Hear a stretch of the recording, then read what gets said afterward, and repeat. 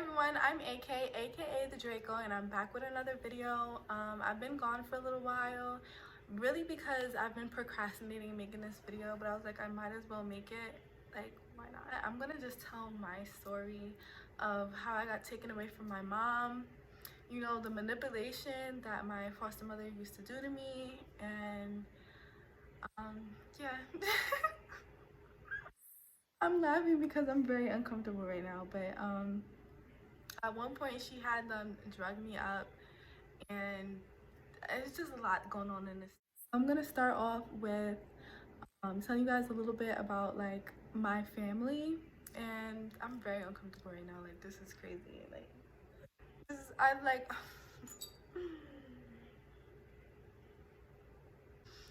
okay, so first of all, I'm gonna talk about the reason. All right, first of all, let me address why I feel uncomfortable. I feel uncomfortable because honestly, I feel like I was wrongfully taken away from my mom. It was me and my little sister. My little sister was very young at this age, so she missed out on a lot of like family stuff, a lot of family memories. Like, I think once we got into foster care, she was like 5 years old. I was like 12. You know, I remember stuff. My sister, she doesn't remember a lot of stuff. Imagine like not being able to like look back and having memories of your mom, like, or your dad. Weird when we got back home, like when foster care was over. Like, I had to get to know everyone, and they're my family. Like, I feel awkward. Like, I don't know. Yeah, and I feel like my mom didn't really do anything wrong. Like, my mom, she's never been on drugs. Never. Like, she told me out of her mouth that she left my father because he smoked weed. After a while, we ended up moving to my aunt's house. My aunt ended up buying a house, and we moved there. And then my aunt, she had her own room.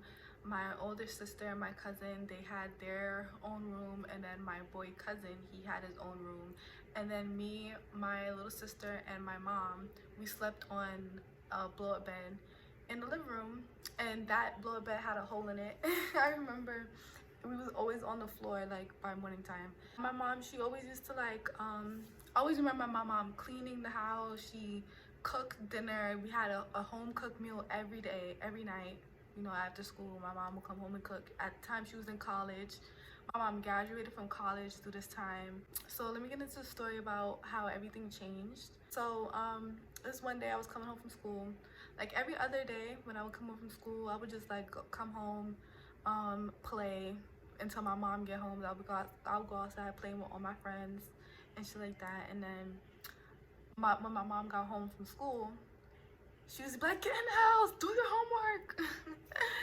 And then I would do my homework, you know, get ready for bed, go to sleep. I would do that every day.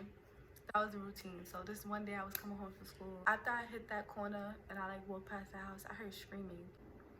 So I woke up and I'm like, usually I go through the front door, but I'm hearing the screaming from the side of the house. So I'm going to the side of the house. Like, I went to the side of the house. It was my mom and my little sister. She had her in her hand, and she was just screaming. Like, she was just screaming, throwing her hands up like, Mom, what's wrong? She's like, oh, she's saying she sees spiders. Like, my little sister, she was saying that she saw spiders on her. And I'm very uncomfortable. Like, oh my God, I think I gotta take a break. Like, I'm just uncomfortable with this story and like sharing it. I still don't know to this day what happened or why she was saying that she saw spiders, but like, come on now, see? It's the hair on my back. So yes, my mom, she was like, oh, I gotta take it to the hospital. I gotta take it to the hospital. I'm like, all right. She's like, okay, hold her. I'm like, okay. She's like downstairs in the house. She was like flat ironing her hair. She was getting ready and stuff like that. So she was getting a little bit too much for me to hold her because she was like waving her hands. She was screaming and stuff like that. And I couldn't handle it. I'm like 8 years old. So I was like, Ma, like, what are you doing? Like, come on now. Like, let's go, because I can't hold her anymore. So I had brought my sister to my mom, and like I said, she was waving her hand around, and like the flat iron caught in her arm. So she definitely has to go to the hospital. That's what they do. She takes it to the hospital. I just stay in the house. You know, they didn't come back for like a really long time. I went to school regular as normal, you know, did what I had to do. And then This one day I was in school minding my business, right? And I get called down to the guidance counselor's office. I'm like, the guidance counselor is my homie. Like, I talk to him all the time. So I'm like, whatever. He just want to talk. Let me go down. And I go in there and he's like sitting with this lady. So I'm like, who's this? Like, you know what I mean? Like, I'm uncomfortable because I'm like, who is this lady? I don't know what the conversation was about. But next thing I know, this lady's walking me out of school. I'm like, because I remember this thought specifically because my mom, she always used to tell me, like, don't get in cars with strangers, don't talk to strangers, don't listen, da da da, don't get in a car with strangers, right? So I'm like, I don't know this lady. Like I really remember. So I'm like, I don't know this lady. She's probably trying to kidnap me. Like, I don't know what's going on. Like, I don't feel like I should get in the car with her. Like, I was really like scared. I'm like the guidance counselor, you know, he's supposed to be my homie, so I don't feel like he will like, you know, traffic me. Like, I didn't know what was going on. Like, I was really scared.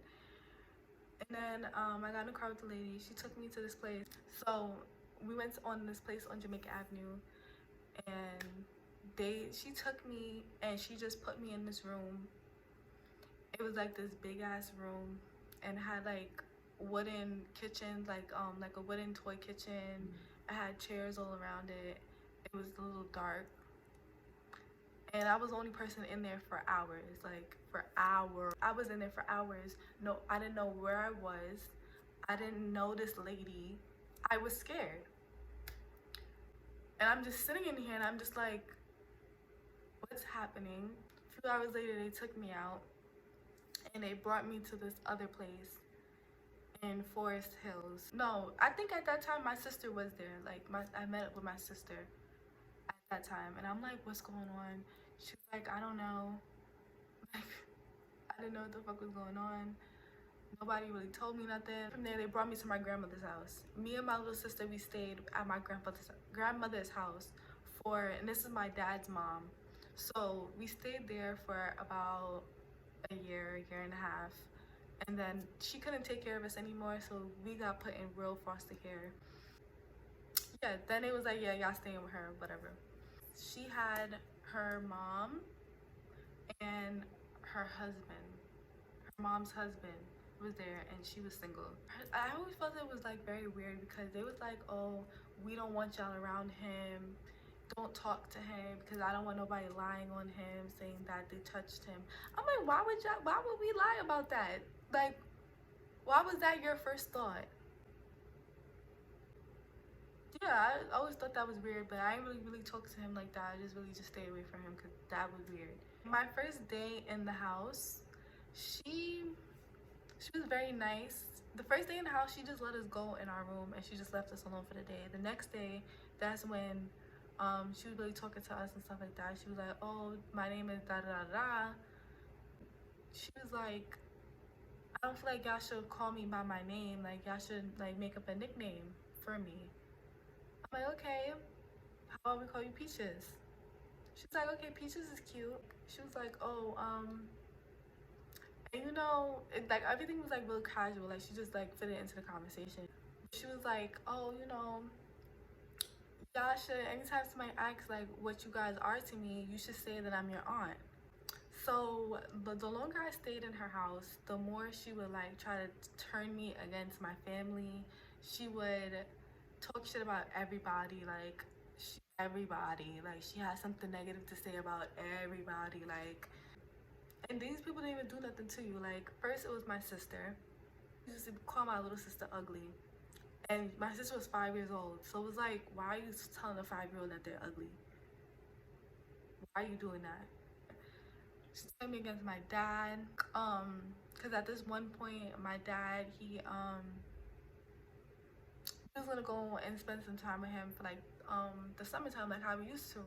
He finally got like type of visitation or whatever, or you know, got in contact with them and worked it out or whatever. So we were supposed to go. I was very excited. You know, he probably booked the ticket and everything, and she made me tell him that I didn't want to go. And I always felt like it was a money thing. Like, probably like that 1 month we were gone, she wouldn't be getting paid. So I feel like that's why she didn't want us to go. So she made me tell him like, oh, you don't want to go, like he's not a real dad. Like I don't remember exactly what she was saying. She's like, he's a deadbeat, he doesn't care about you, and da da da da. Like she just pointed out a lot of things, and I was just like, I called him and I was like, I don't want to go. He was like, why? And I was like, I just don't want to go.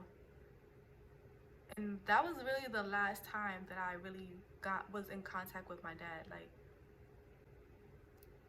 to this day we don't get along.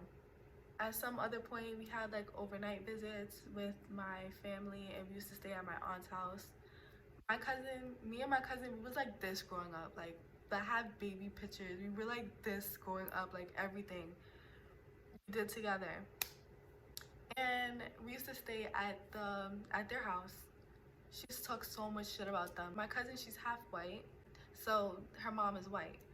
She used to be like, oh my gosh, she's Babylon, she's like, it's not even funny. She used to talk so much fucking shit. She was like, she's white, she's not your real aunt, she doesn't love you like that, y'all not even related, and da da da da. I'm like, for her to even do something like this is proof enough that she does. Like she's like my second mom. Like I feel like, you know what I mean?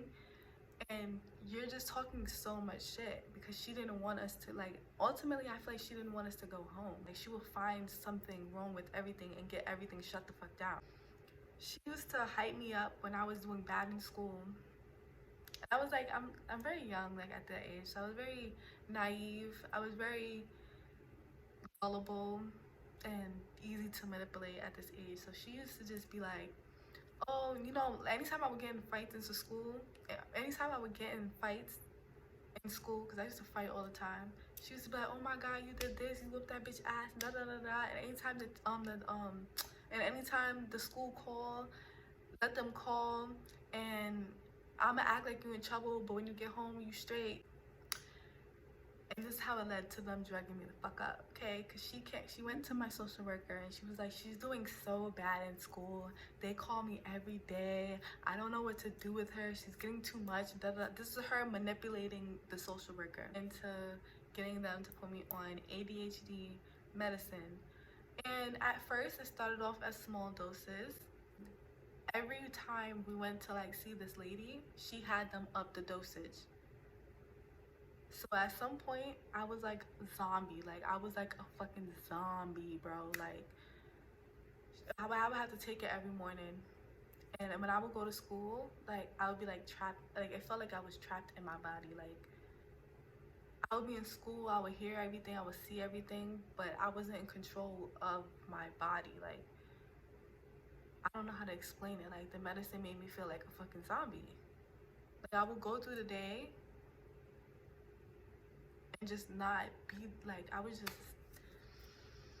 So after a while I stopped taking it. I was like, I'm not. After a while I started fake taking it, and then she confronted me about it. She was like, I know you're not taking it, I know you're not taking it, I know you're not taking it, just tell me the truth. If you're not in trouble, you're not in trouble, just tell me.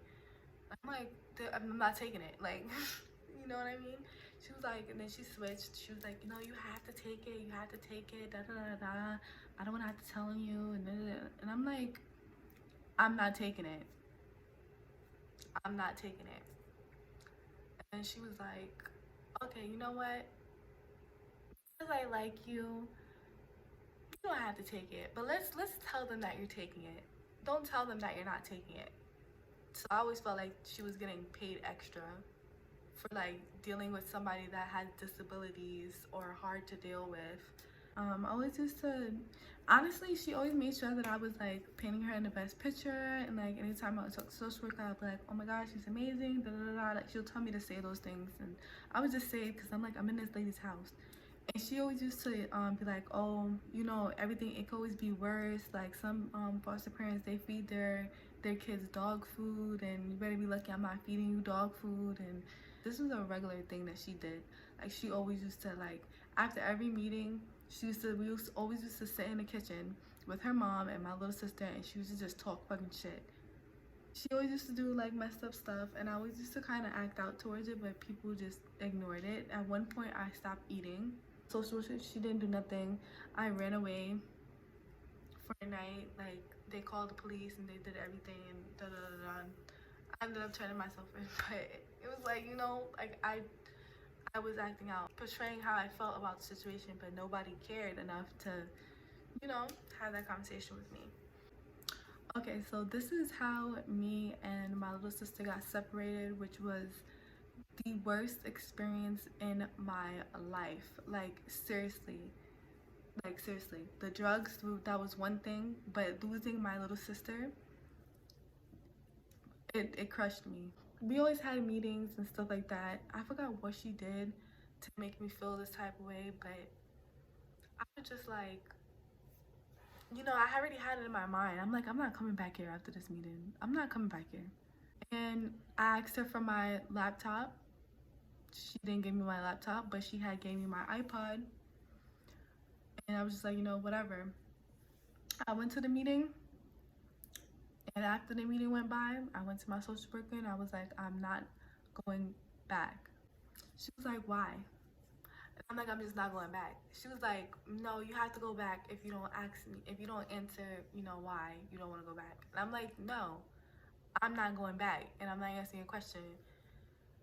And I'm like, my sister come with me. She was like, well, no, your sister cannot come with you unless you tell me. So I was just like, you know, I'm just not going back, bitch. Like, feel me? Like, it's just irritating. Like, this lady, she has kids of her own, so it's like, how are you literally just like, you know, maybe it's not something I feel like comfortable talking about right now. Like, she just was like, yeah, your sister's not coming with you. Like, I feel like like, she backdoored me. She when I was talking to her, she let the foster mother and my little sister leave. So before I knew it, they were gone and I was by myself, and my sister was not coming with me. I was just like, I should have stayed. Like, I should have stayed, because now my sister is at this lady's house. She's mad. Probably, I know she's mad that I didn't come back. Because like I said, she never wanted to let us go. I don't know what it was. But I left, and I went to this other foster mother's house, and this foster mother, she lived in the same neighborhood as my mom. She lived in the same neighborhood as my cousin. And I was so fucking happy, but I was also so fucking mad because my sister is not fucking with me. Like, but at some point I had visitation with my sister. She used to come to my foster house during the weekends. You know how that went. She did not, like, she let it happen, like, I want to say twice, and then after that it was done. So there's more drugs in this story, so let's get into the rest of the drugs. She had, the foster mother, she had her husband and she had her 2 grandsons. They had a really sad story, but yeah, I used to smoke with them. You know what I mean? I used to smoke with them at nighttime before bed and stuff like that. This one night we were smoking in the backyard, standing up, and this next minute, like, I just felt crazy. I was like, I need to sit down. Like, this is how I remember the story going. I'm like, I need to sit the fuck down right now. I need to sit down because I'm about to pass out. So I sat down, and then I remember just feeling very woozy and just messed up. And I remember one of the cousins going in, one of the brothers going in the house. And then I'm like, yeah, I need to go in the house too. I need to go in my bed and I need to go to sleep. I need to sleep this off. So I get up, and obviously I'm probably waddling my ass, you know.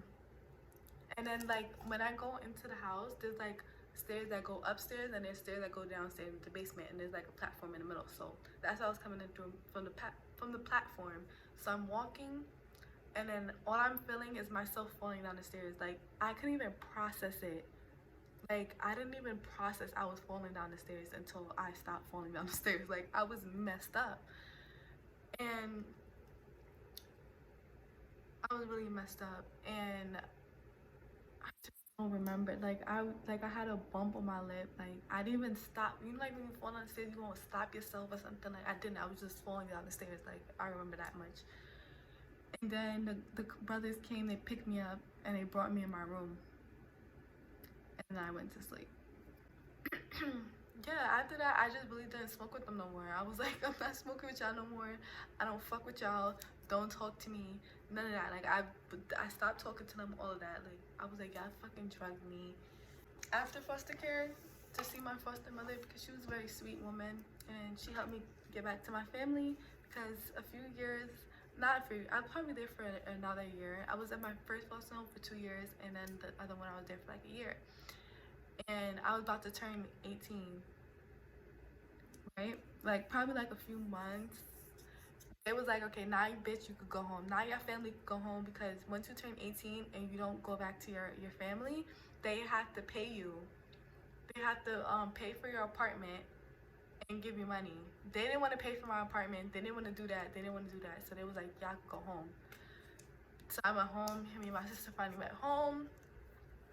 But the journey wasn't over then, because I had to get to know my family. Like, it was very awkward. Everybody's like looking at me weird, because they're like, oh my god, how messed up is she? Like, you know, like that's how I felt. Like, I was like, how messed up is she? Like, oh my god, like, is she's gonna steal from us? Is she gonna do this? Is she, like, I was just like, you know, it was just very weird. And I don't know, I just never reconnected with a lot of my family. After that, once I got home, my mom, she kind of fell into a depression. I feel like the entire time we were in foster care, my mom was very deeply depressed. Very, very deeply depressed, but she stuck through. She came to visitation. She came and she got us back. She never stopped fighting. And I always tell her, like, Mom, I will always love you, because you never stop fighting to get us back home. Like, you never stop trying. So, like, you really fought, you did your battle. And when we got back home, my mom, she was done with her fight. Like, I feel she's still alive. Like, I'm talking like she's gone, but she's mentally not here anymore. She's just not here anymore. I don't know what to do with that, but so, like, that's how my life just got fucked up. And, you know, like, I don't know what else to say. Thank you guys so much for watching. And I hope you guys like it. Don't forget to like, comment, and subscribe, especially if you made it to the end of the story. Just at least like the video. Thank you guys so much for real for watching. So bye. Like, I'm so awkward.